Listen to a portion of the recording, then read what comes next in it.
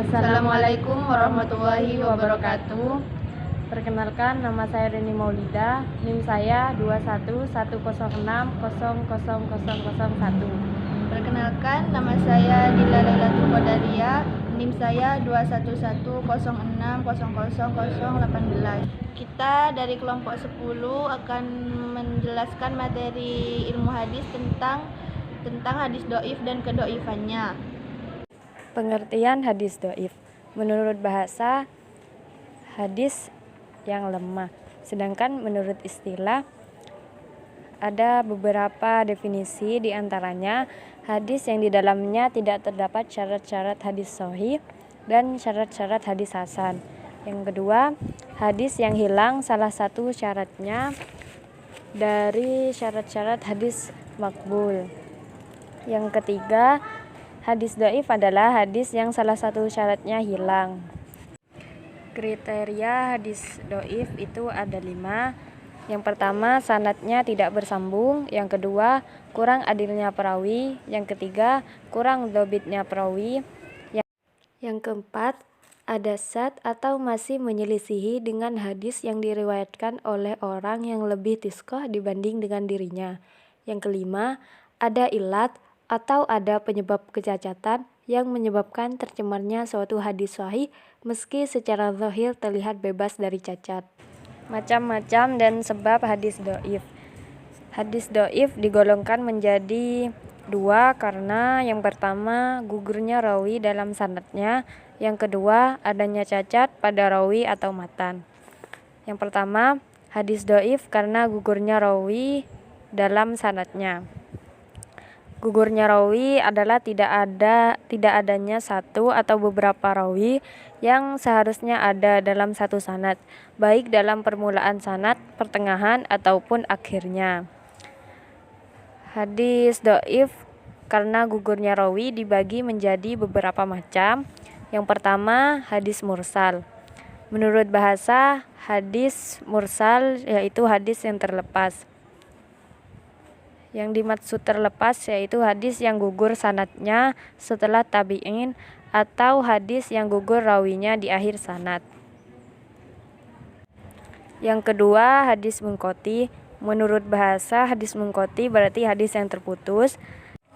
Hadis munqati adalah hadis yang gugur 1 atau 2 rawi tidak beriringan menjelang akhir sanadnya. Hukum hadis munqati ialah dhaif. Yang ketiga, hadis muddal. Menurut bahasa, hadis muddal berarti hadis yang sulit dipahami. Para ulama memberi batasan hadis muddal adalah hadis yang gugur 2 orang rawinya atau lebih secara beriringan dalam sanadnya. Yang keempat, hadis mu'allaq. Menurut bahasa, hadis mu'allaq berarti hadis yang tergantung. Menurut istilah, hadis-hadis yang gugur rawinya seorang atau lebih di awal sanad. Hukum hadis mu'allaq. Yang pertama, hadis mu'allaq diklasifikasikan dalam hadis dhaif disebabkan sanad yang digugurkan tidak dapat diketahui sifat dan keadaannya secara meyakinkan, baik mengenai kedhabitannya maupun keadilannya, kecuali bila digugurkan seorang sahabat yang sudah tidak diragukan lagi tentang keadilannya. Yang kedua, hadis mu'allaq dapat dianggap sahih apabila sanad yang digugurkan disebutkan oleh hadis yang bersanad lain. Yang ketiga, apabila seluruh sanad yang dibuangnya adalah thiqah, tidak perlu diadakan takdil, penetapan keadilan rawi yang samar-samar. Hadis dhaif karena cacat pada rawi atau matan. Hadis yang bercacat rawi atau matannya atau kedua-duanya digolongkan hadis dhaif. Macam cacat yang dapat menimpa para rawi atau menimpa matan diantaranya pendusta, pernah berdusta fasik, tidak dikenal, dan berbuat bid'ah, merupakan cacat yang masing-masing dapat menghilangkan sifat dhabit rawi. Banyak keliru, banyak faham buruk hafalan, lalu mengusahakan hafalan dan menyalahi rawi-rawi yang dipercaya. Golongan pembuat hadis maudhu antara lain Yang pertama, musuh-musuh Islam. Yang kedua, orang-orang yang fanatik pada golongan politiknya, mazhabnya, atau kebangsaannya. Yang ketiga, tukang-tukang dongeng. Dan keempat, orang-orang yang suka mengambil muka pada penguasa. Hadis matruk atau hadis matruh. Dari segi bahasa, hadis matruk berarti yang ditinggalkan dan hadis matruh berarti yang dibuang. Hadis mungkar dari segi bahasa berarti hadis yang diingkari atau hadis yang tidak dikenal. Sedangkan menurut istilah, memberikan batasan hadis mungkar adalah hadis yang diriwayatkan oleh rawi yang lemah, yang menyalahi atau berlawanan dengan rawi yang kuat atau kepercayaan. Hadis mu'allal dari segi bahasa berarti yang terkena ilat atau penyakit atau bencana. Para ulama memberi batasan hadis mu'allal adalah hadis yang mengandung sebab-sebab tersembunyi atau tidak mudah untuk diketahui yang menjatuhkan derajatnya. Hadis mudraj ada dari segi bahasa berarti hadis yang dimasuki sisipan. Dari segi istilah, hadis mudraj adalah hadis yang dimasuki sisipan yang sebenarnya bukan hadis itu. Sisipan itu bisa pada sanad, matan, dan bisa pada keduanya. Hadis maklub. Dari segi bahasa, hadis maklub berarti hadis yang diputar balik. Dari segi istilah, hadis maklub adalah hadis yang terjadi pemutarbalikan pada matanya atau pada rawi dalam sanadnya atau penukaran suatu sanad untuk matan yang lain. Hadis sats. Dari segi bahasa, hadis sats berarti hadis yang ganjil. Para ulama memberi batasan hadis sats adalah hadis yang diriwayatkan oleh rawi yang dipercaya tetapi hadisnya berlainan dengan hadis-hadis yang diriwayatkan oleh sejumlah rawi yang juga dipercaya. Kesimpulan, hadis dhaif menurut bahasa berarti hadis yang lemah, artinya hadis yang tidak kuat. Sedangkan secara istilah, para ulama terdapat perbedaan rumusan dalam mendefinisikan hadis dhaif ini akan tetapi pada dasarnya isi dan maksudnya tidak berbeda. Beberapa definisi diantaranya adalah sebagai berikut. Yang pertama, hadis yang di dalamnya tidak terdapat syarat-syarat hadis sahih dan syarat-syarat hadis hasan. Yang kedua, hadis yang hilang salah satu syaratnya dari syarat-syarat hadis makbul. Dan yang ketiga, pada definisi yang ketiga ini disebutkan secara tegas bahwa hadis dhaif adalah hadis yang salah satu syaratnya hilang.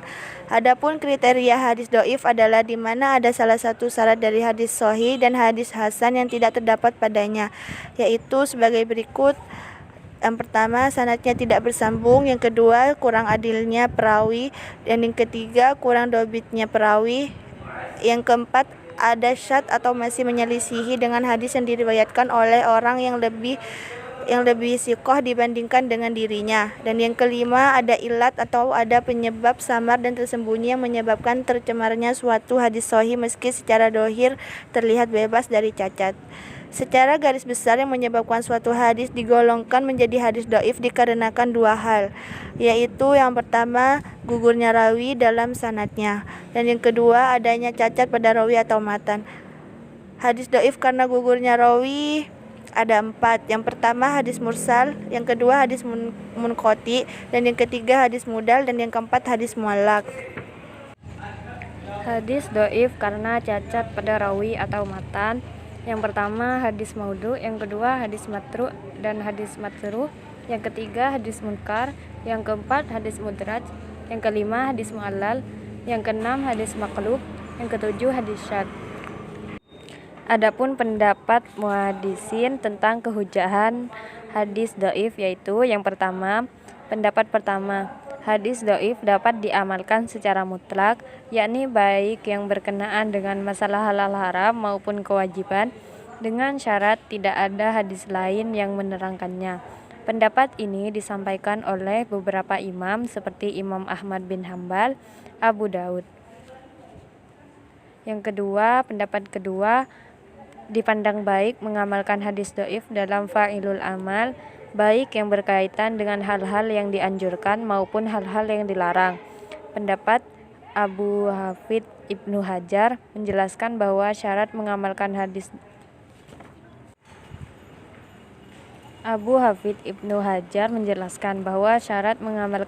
dhaif ada 3.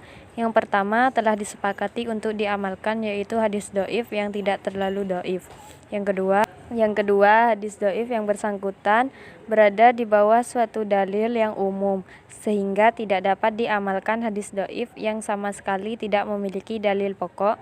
Yang ketiga, hadis doif yang bersangkutan diamalkan, namun tidak disertai keyakinan atas kepastian keberadaannya, untuk menghindar penyandaran kepada Nabi Muhammad SAW, sesuatu yang tidak pernah beliau katakan. Pendapat ketiga, hadis doif sama sekali tidak dapat diamalkan, baik yang berkaitan dengan fa'ilul amal maupun yang berkaitan dengan halal haram. Pendapat ini dinisbatkan kepada Qadhi Abu Bakar Ibnu Arabi. Sekian dari kita kelompok 10. Wassalamualaikum warahmatullahi wabarakatuh.